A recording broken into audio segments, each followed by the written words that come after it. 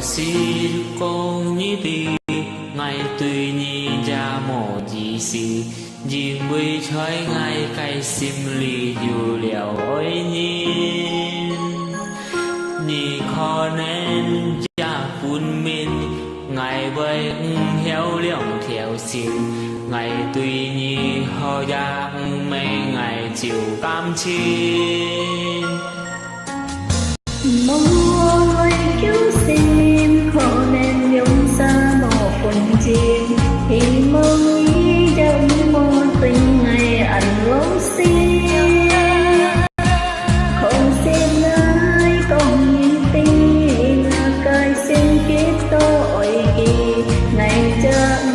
nhói lấy biểu hết kỳ lời ca.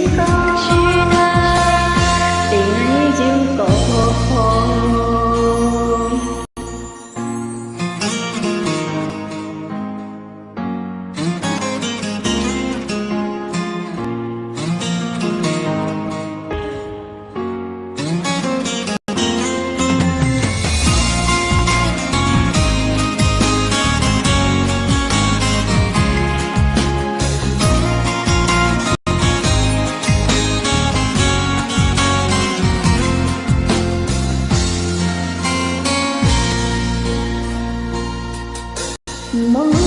ơi cứu xin họ nên giống xa một phần chim thì mong nghĩ trong một tình ngày anh lối xin họ xin ai còn nghĩ tin cái xin ký tội kỳ ngày chẳng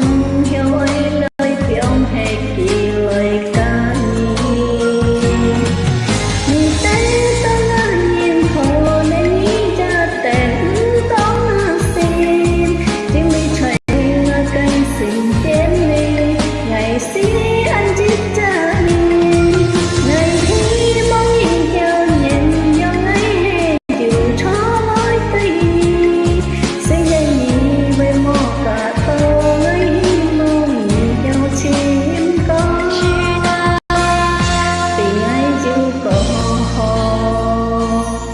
Nhìn tên ông nhìn không đến nhìn chả tên ông xin chỉ mới chạy